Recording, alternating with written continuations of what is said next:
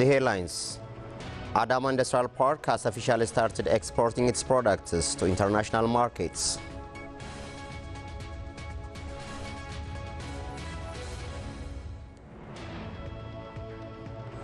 The Federal Supreme Court Council has held its annual conference in Finfinne City.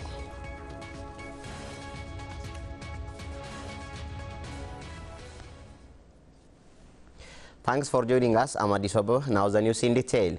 Ademo Industrial Park has officially started exporting its products to international markets. Omer has more on that. Ademo Industrial Park is one among many industrial parks were opened in the country. The park was inaugurated before 2 months, where higher governmental officials presented, including Prime Minister Dr. Mohammed. Antex Group Textile Company is one among 8 companies opened and started work in Ademo Industrial Park. The company has started exporting its products to foreign countries. The company has also opened job opportunity for 1,500 people. Owner and manager of Antex Group Company, Mr. Chin Awa, said that his company has a significant role in the development of the country. Here we have proved our efficiency and our professional ability for organized industrial production. And this is also a new start for AIP. We have proved here Ademo people have brilliant intelligence to learn and handle the most complicated industry skill. Their products have gone through the most strict quality control and proved to be the best quality. The Antex Group Company has exported its first product to Italy and has got $150,000. Head of the Ethiopian Industrial Parks Corporation, Lalisenami, also said that enhancing exporting capacity of the industrial parks in the country has very significant role in enhancing development of the country. The Industrial Corporation yemiganabu 11 industrial parks. 5 industrial parks among 11 industrial parks that have been built by the Ethiopian Industrial Park Corporation have started production. One industry will also start its work very soon. The other will also start when their construction is concluded. Therefore, everybody should play its role for the realization of these parks, she said. A Deputy Commissioner at the Ethiopian Investment Commission, Tamasgen Talaun, also said that expanding industrial parks to enhance exporting effort of the country is very crucial, describing the Ademo Industrial Park as a good example. Our government's aspiration and vision to make Ethiopia the apparel and textile hub by the year 2025, creating a market of more than 30 billion in this particular sector alone. So the idea of constructing an industrial park or industrial park is basically dedicated to the apparel and textile sector is one important instrument into achieving this mission. Tamasgen noted that Antex Group Company has been performing well, especially in terms of promoting the country in textile production. Having companies like Antex in this particular industrial park as early as possible is one important opportunity for us to achieve our vision of making Ademo an industrial city. So Antex Ethiopia, of course, is unique in many ways. It's not only because it is a company which comes first to this particular park, and it's not only because we are celebrating its first export, but the company has a unique perspective towards the development of Ethiopia and the development of textile and apparel sector as such. Mayor of Ademo Town, Mustefa, for his part, says that Ademo Industrial Park has many contributions for the development of the town. bulchiinsa magaala keenya keessatti argaman nama 1,500 oliif carraa hojii uumuun isaa. This industry has opened job opportunity for more than 1,500 people. This shows that it has been solving challenges that have been seen in our town for years. Some employees who got job opportunity in the park also said that they have been learning a culture of working hard from Chinese people. It is 2 months now since I started working here. In these 2 months, I have learned many things, especially new skills, like sewing clothes, she said. The Federal Supreme Court Council has held its annual conference in Finfinne City. President of the Federal Supreme Court, Maza Shanafi, said all stockholders should play their part in ensuring the rule of law. Here is Fikadu Brano for the details. The Federal Supreme Court Council is structured based on Proclamation number 25/88 and is structured to follow up service delivery of courts across the country. The council has held its annual session for third time in Finfinne City. President of the Federal Supreme Court, Maaza Ashanafi, on her opening speech said the council could hold such session only 3 times in the past 27 years, adding that it can create great pressure on lawyers. She also notes that all stakeholders should play their part in ensuring rule of the law.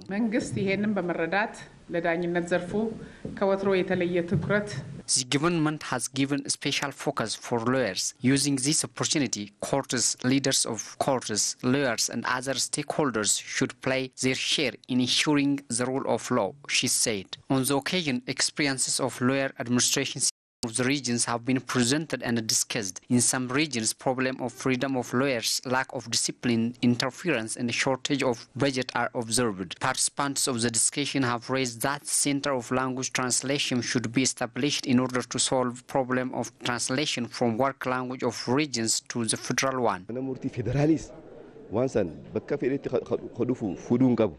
The Federal Supreme Court should establish Center of Translation for every work language of regions. If it can do so, the clients can easily get quality and swift services. The Council has approved the new administration system draft presented by the Federal Supreme Court after deeply discussed it. High officials and the lawyers of the Federal Supreme Court, presidents of the regional Supreme Courts and the stakeholders have participated on the discussion. Organized youth in Burayu town said they are benefiting from their associations. The town administration says it's working to create job opportunities for job-seeking youth of the area. Olkawa Wandemo brings us the detail. As per the information from Burayu Town Administration Office, the town administration is strictly working on creating jobs for the youth of the town through organizing under different enterprises. Most of the organized youth have started production. The enterprises are working on agriculture, rearing chicken, manufacturing, construction, and other fields of work. Members of the organized youth also said they are benefiting from their enterprises. Previously, I was working for another person as an employee. But now we are organized under association and started our production before 4 months. Now we are registering good progress in our production. We are producing edible nigger oil. They also said their enterprise has created job opportunities for different individuals. Our future plan is to expand our capacity and effort. Now we have created job opportunity for individuals, and for the future we have the dream to have our own huge company. Our machine works 24 hours and we are also working with great motivation, so it is possible to achieve our dream in the future. The enterprises which are working on fattening livestock and cattle rearing said they are working with great motivation. We are registering a good progress in our production. We are getting a monthly benefit of 20,000 birr. We are also creating a job for the youth. Our 5 members work and support the association. What I want to add is the government should give us support and supervisional workers more than the previous ones. Head of Industry and Micro and Small Enterprises Office of Burayu Town, Saifu Badada, said the town administration is strictly working on creating job opportunity for youth of the town.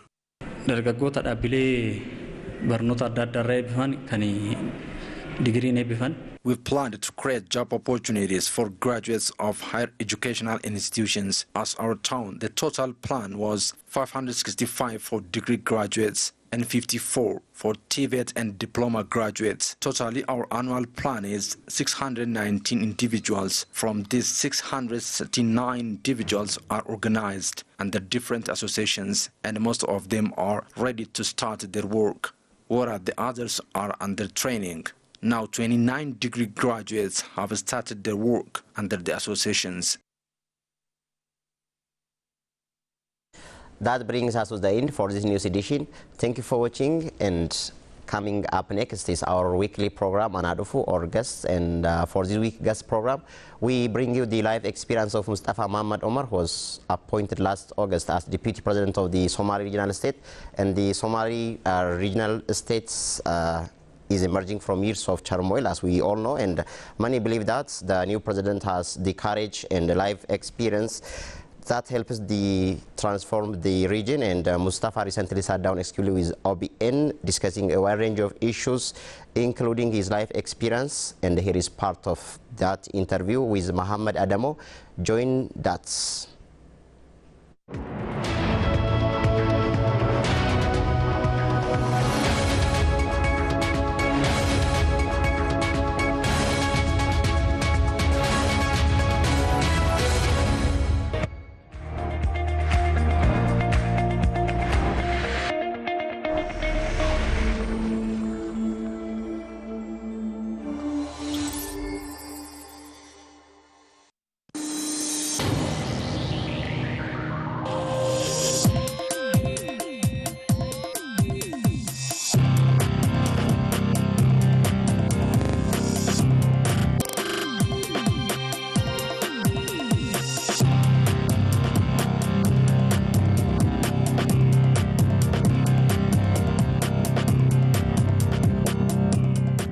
Mr. President, thank you so much for making the time to talk to OBN.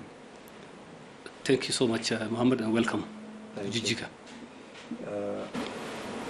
It took a long walk for you to get here, I assume. I have known you in another capacity. You were an aid worker, a scholar, a writer, but maybe also an activist. Could you tell us a little bit about what it took to get here? Yes, I'm also equally surprised as you are that I'm here.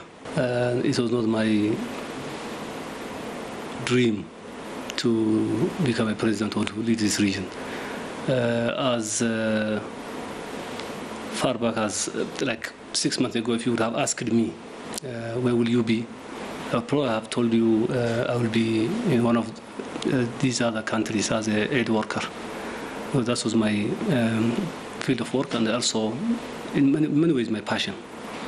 I consider myself very much as a very reluctant activist. Reluctant because it is fate and circumstances that have thrown me into activism.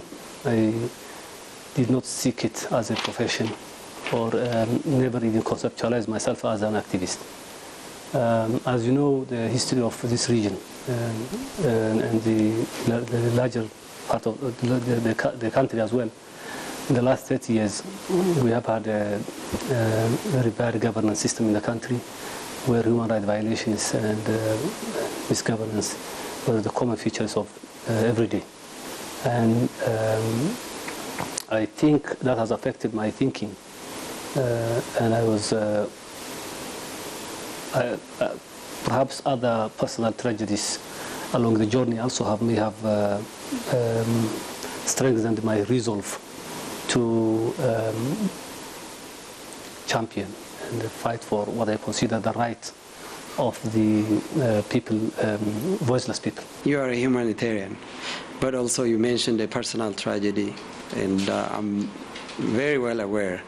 And in fact, I came across your work for the first time when your brother Faisal was tragically murdered or killed.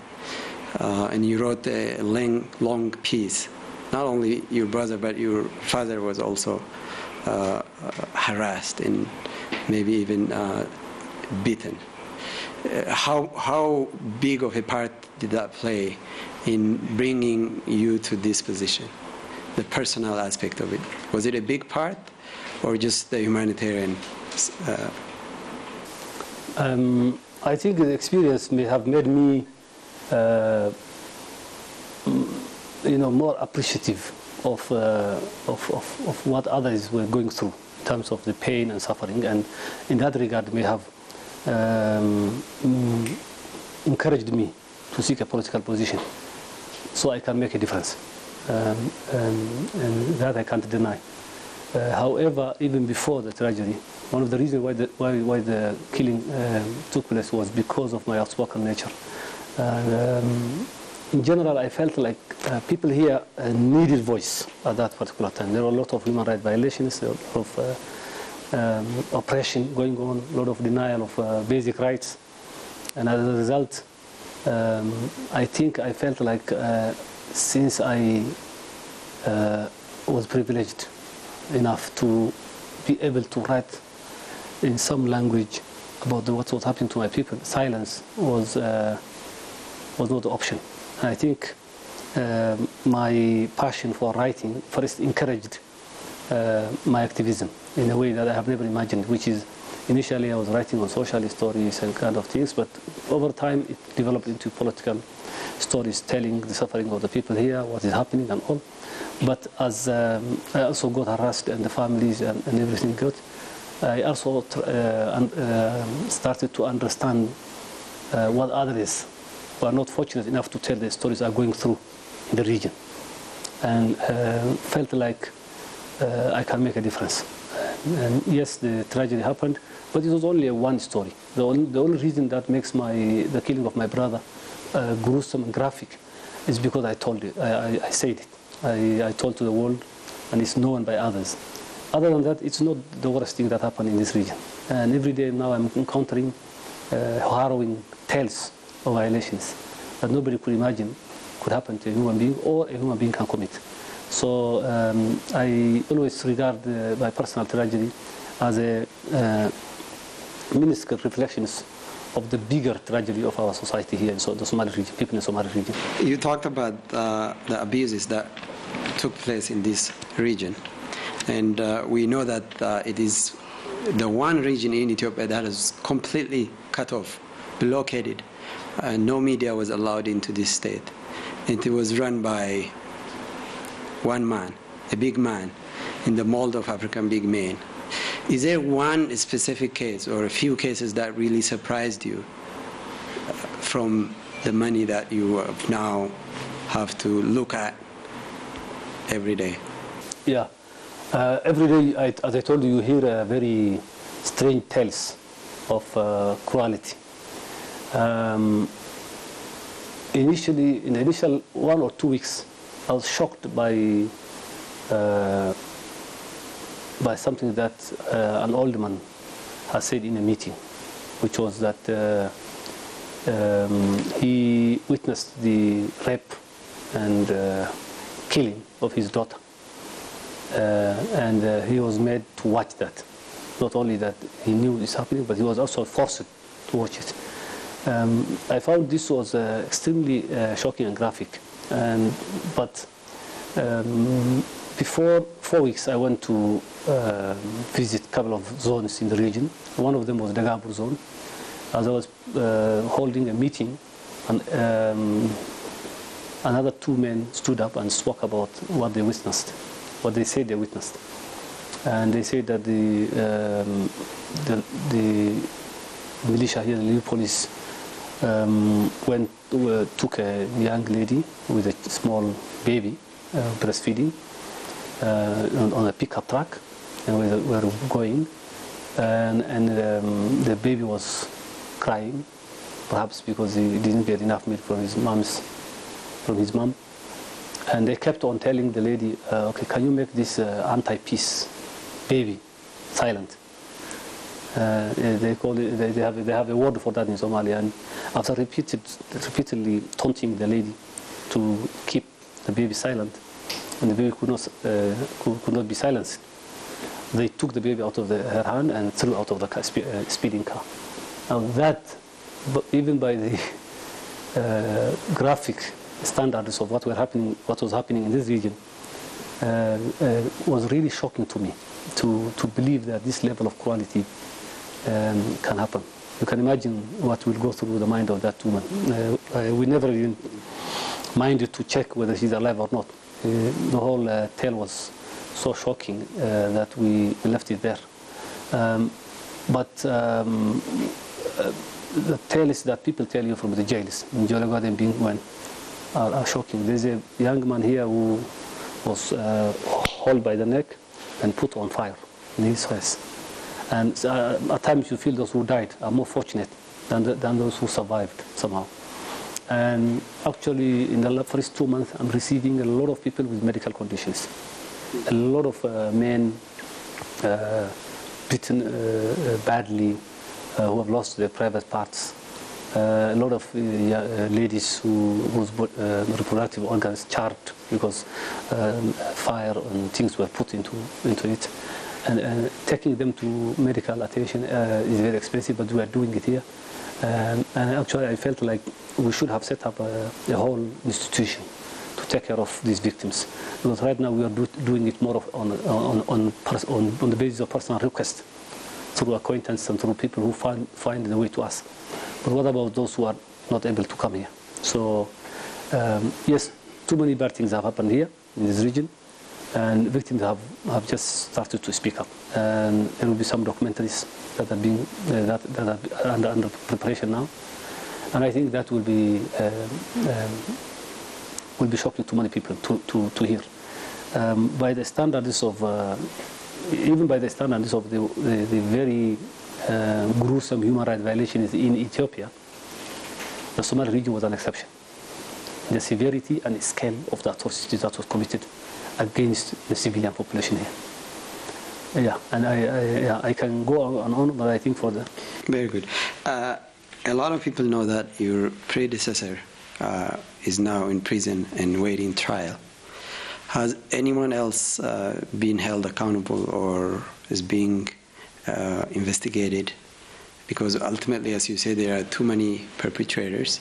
There were people who enabled him, there were people who aided and abetted the abuses that took place under his administration. Maybe if you could talk about a little bit more about what you've done, your administration have done in these 3 months' time to try to bring some of the notorious ones to justice. Yes, as you know, when the regional president was arrested, the former regional president was arrested, there were also others who were also accused of taking part in the August 4 violence, which was the immediate trigger for the arrest of the former president. The killing of mostly non-Somalis in Jijiga, xenophobic attacks, which was led and directed by the president. About 30 of the hardcore criminals who were the government officials are already in wanted list. Some are arrested, I think half of them, some fled. But yes, about 30 of the top leadership are now, some in custody and some are fugitives. The regional attorney general has also a list of other criminals. In the coming weeks, we will do the subsequent investigations. We want to finalize all the investigations before we arrest. But the core ones, the most notorious ones, have been put to jail. And some of them are in Jijiga. We have arrested some of them. We've captured. Some are in neighboring countries. And some have gone to other countries. But we are seeking Interpol support. The paperwork and legal procedures are not yet finalized, but we definitely want to of human rights to justice. Let's backtrack now a little bit and talk about your election. What was the process like? You were the ultimate outsider. You were not a member of EPRDF, but your party, the party now you lead, is an affiliate of EPRDF. What was the process like for you to be in this position? Yeah, as you know, a series of evaluations, internal evaluations was going on as part of finding a solution to the extreme bad governance in the Somali region. And the ruling party at the time elected a new chairman and have discussed on how to move forward. And as part of those discussions, I think they have identified that they need new blood. Given the damage done to party procedures and structures, I think the overall conclusion of the members of the ruling party was that we don't have strong individuals or committed individuals who can implement the required reforms political reforms in the region, and who can also be part of the overall reform agenda at the national level. And as part of those discussions, I think they agreed that under exceptional conditions, they need to invite scholars, intellectuals from the Somali region, who they thought will be able to bring new ideas to the party.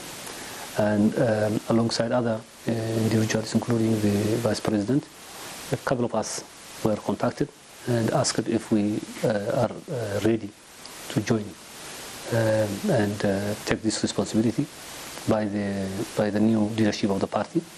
And that's how we came in. As you know, maybe people say that EPRDF itself is not a cohesive unit at this moment. There are still alliances that are being formed.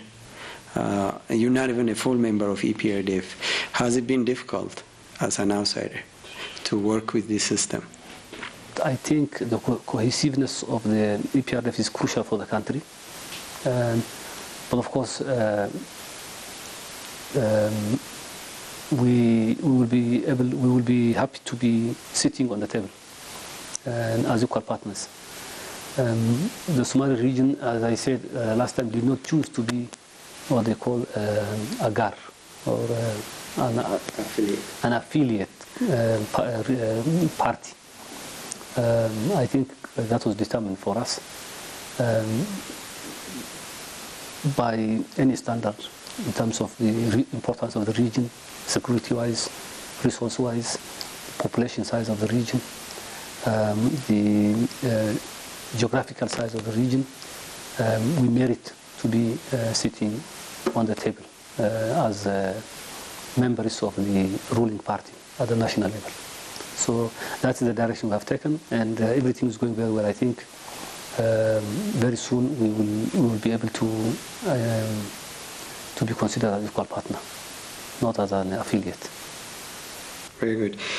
You've made interesting change to the structure of the state, but also you changed the state flag in the name. Talk to us a little bit. Why was those changes important? Okay, I think there we need a little bit of history lesson on what happened. In 1991, as part of the overall change in the country, the Somali region was established.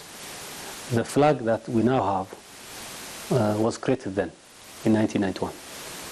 The name of the region, as enshrined by the Ethiopian Constitution, was also given then, in 1991. So from 1991 to about 2007-ish, 8, 9, 7, 8, I think, 2008, the region was called Somali region, and the flag was the flag with a blue and white star. The former president changed it unilaterally, without consulting the parliament or anybody. Now, there was some sort of circus in terms of making it that the parliament has approved, but the parliamentarians has come out and said this was done under duress, and we are forced to do this.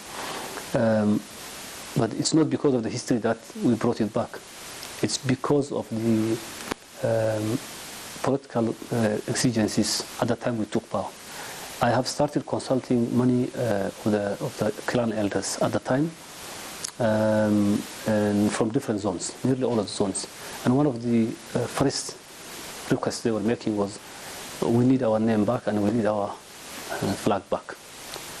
I think people felt like they have been deprived of their identity and how they want to call themselves, and the symbols they consider to be reflective of Somali heritage.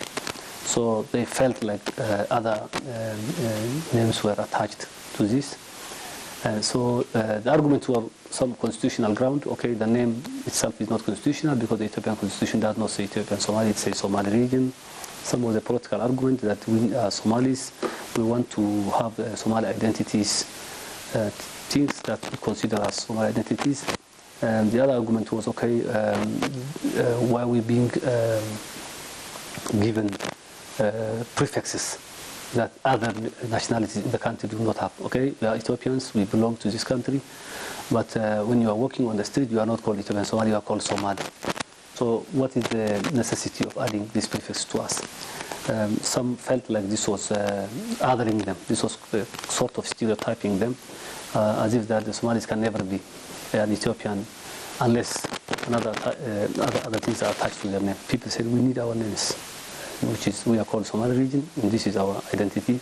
We are not going to run away from our Somali heritage. We are Somalis, and that does not negate our being Ethiopian. And there's no contradiction between our nationality as Somalis, our ethnicity as Somalis, and our nationality as our nationality and our citizenship. There's no conflict between the two. We can be both, and the two complement each other. They don't contradict each other. And I think that is the best way of going forward, and that is the best way of actually contributing to the dream of having a peaceful, inclusive, and democratic Ethiopia. It's not by denying who you are, but by accepting who you are, but also contributing to the bigger national identity. Interesting that you say that, because not only just you and I that are here because of the opening of the political space, but other political groups, for example, the OLF, the ONLF, and many others with divergent political aspirations are now part of this political process. In this specific case, the ONLF, at least in theory, does have intentions to ask for a referendum. Does that worry you? Or we also know that they have quite a bit of support in this state. Is that a concern? Well, the ONLF was fighting, was engaged in armed struggle for a long period of time. Of course, they were fighting for self-determination, which is for referendum. You may call it secession. The ultimate aim could be secession. We understand that the ONLF now wants to pursue its political objectives peacefully, and that's the agreement we have reached with them 2 months ago, that they are now here. The Ethiopian constitution allows them to seek whatever they want through a peaceful mechanism and through a constitutional process. So, of course, they are allowed to express their ideas and to their views and all. But as a regional government here, our position is very clear. We are determined and committed for an inclusive and democratic Ethiopia. We think this serves the interests of our people better right now. We also feel this is what people want in this region. Now, ultimately, in any democratic in a political system, it's elections that determine the collective, what people want. It's elections that will ultimately tell. We are ready as the regional government for a competitive politics. In that sense, we cannot criminalize ideas as much as some may sound outlandish or unrealistic. We cannot criminalize them.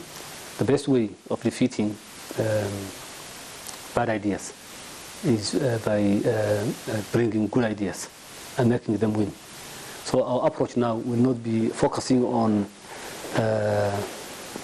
criminalizing any idea, including the idea for referendum, but actually to present better ideas and gain the support of our people and win democratically. We feel extremely confident in that regard. So if I am going to directly answer your question, no, we are not concerned at all. Clearly you have a political future here.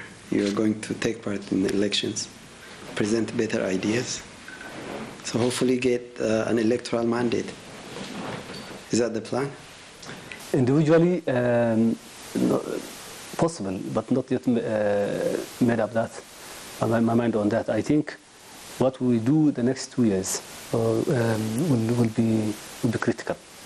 If I feel like I've individually contributed the way I thought I can contribute, and if my continuation serves the bigger interest, and if that is the judgment of the party, which I am now part of, yeah, why not?